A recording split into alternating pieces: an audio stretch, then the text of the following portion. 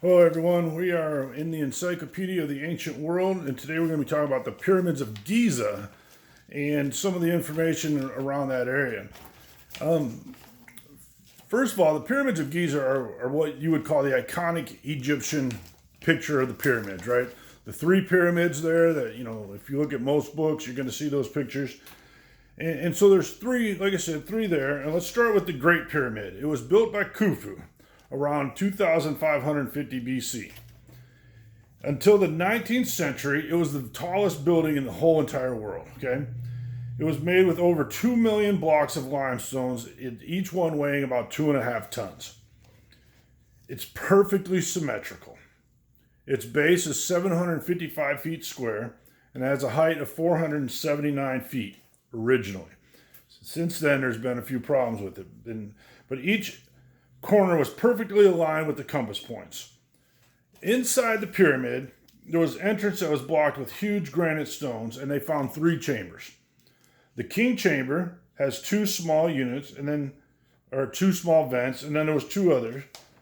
And then there was a big hallway known as the Grand Gallery. Okay, and you'll learn more about these pyramids in your other studies, but that's the first pyramid, the greatest pyramid. It's the largest of the pyramids that are there, and again built by Khufu. Then we have his son Khafre's pyramid. It was similar to Khufu's, okay, and it actually appears bigger because it's built on higher ground, but it's not. Its dimensions are not as big. Its base is 704 feet square, and its height is 446 feet high. And the last of the pyramids there at Giza, the 3 pyramids, is built by Menkaure. And Menkare's pyramid is the smallest one at Giza. It's built of granite and not limestones, and its height is only 203 feet, and its base is only 354 feet square.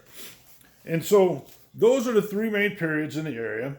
And then around that area, we also have different kings and things, people who are buried, but they're buried in the rocks, okay? So these tombs are kind of dug into the rocks, and the old kingdom, it was mostly used by nobles, and in the new kingdom, they were replaced by pyramids. But we found them to be interesting. And Thebes has a new burial area, and that was called the Valley of the Kings, okay? So the Valley of the Kings is an important place for archaeologists, and they've learned a lot of different things there. The Valley of the Kings is set among very dramatic limestone cliffs. It's a very beautiful area. And the tombs are all tucked in little nooks and folds in these rocks. They're carved out and different things. The used to be guarded by the Medjay, or the police, correct? And because everyone knew they were there. But eventually, most of them were still robbed. Some robbed by the police. Some of the police turned their heads the other way. Eventually, the police just kind of disappeared. All for profit, basically, to get to the treasures and things that were there. And so in the Valley of the Kings, they still find amazing things, okay? Most of this area is decorated with scenes from the Book of the Dead. And the tombs themselves were varied in different shapes and sizes, but they all had steps. They all led deep into the rock, and most of the 18th dynasty tombs were L-shaped. The example was King Tut's.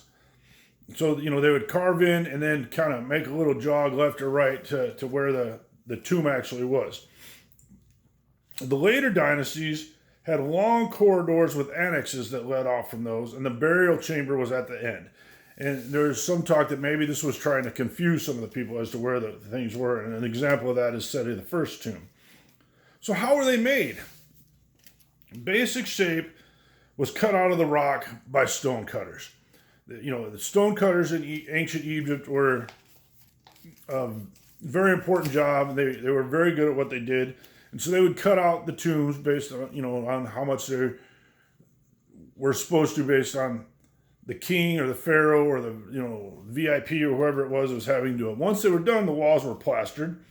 And then a draftsman would come in and literally lay out grids on the wall so that things could be written on it or drawn into it. Inscriptions could be carved into it. They drew grid and outlines of the scenes in red, and then used strict proportions to do the other work.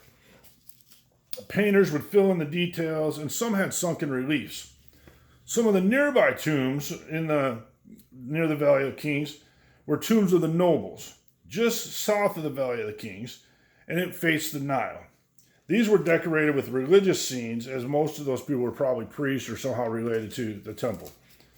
You also have some nearby tombs at Deir al-Medina. And then we want to talk about the Valley of the Queens, right? We have the Valley of the Kings, and we go to the Valley of the Queens. The Valley of the Queens is just a little bit farther south, and these were where the tombs of the queens and the royal children were. Nefertari's tomb is there, and she was the chief queen of Ramses II, and it was one of the most beautiful tombs, and just recently been restored so people can see and look at that. So if you didn't have tombs or other things, you had mortuary temples as well, okay? The mortuary temples were built for the worship of kings after their death. They were usually built on the west bank of the Nile, and this area has now become known as the Kingdom of the Dead. And so there's clusters of temples all over the area. Unfortunately, most of them nowadays are just ruins, but there's a few that have survived better than others. One of those is called the Ramesseum. It was built for Ramses II, its mortuary temple. It has a massive statue of himself. This statue is about 65 feet high. However, it was toppled over and broken. Then it has Ozymandias, which was a poem that was written by Shelley, who was an English poet. And she basically makes fun of Ramses for being so arrogant and having to have such a, arrogant,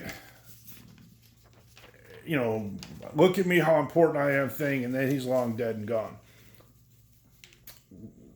You also have the Medine Habu, which was Ramses III's mortuary temple, and it's carved with many different battle scenes, and some are very gruesome, actually. It shows success in battle against the Libyans and the Sea Peoples. Then you have the temples at Abydos, okay? These are halfway between Memphis and Thebes. It was Egypt's most holy place for a very long time. Osiris, the god of the dead, was there and claimed to be buried there, and became the place of pilgrimage. So the Egyptians would go and worship in the area. Seti I, who was a 19th dynasty king, built his mortuary temple there, and one of the most beautiful temples that still stands in Egypt to this day.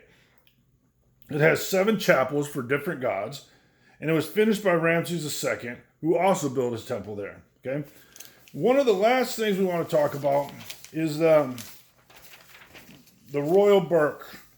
Okay, these were boats. Okay, a boat that played an important role in the Egyptian life and religious beliefs and the afterlife. Okay, the bark was used by the king's journey or for the king's journey in his afterlife. This boat was okay, and usually it was placed in or near the tomb, so that it could be transported to safety in the next world. The king had to have it. We talked before about all the things they had to have. Their slaves, their food, pictures to show them what to do. And one of the last things they had was these large boats. And in Giza, on the compound by Khufu's, next to the Great Pyramid at Giza, was discovered a boat, basically, in 1950. But it was completely dismantled and laying in pieces. It was organized into 13 different layers. There was 1,224 different wooden parts. Most of these parts were Lebanese cedar. Some other parts were of sycamore or cider. And, there was some rope and other things. And it took them a very long time to even remove these items from the archaeological dig and then to reconstruct it. Once they finally got it reconstructed, it wound up being 143 feet long. The cedar planks were joined together by pegs and rope and would have made this boat completely watertight. It's kind of amazing. And it contained 6 pair of oars for the slaves to row him across in the afterlife. So these are just a few of the things of more Egyptian life and surrounding the area of Giza and the Great Pyramids there. Make sure you read the material, and we'll talk to you later.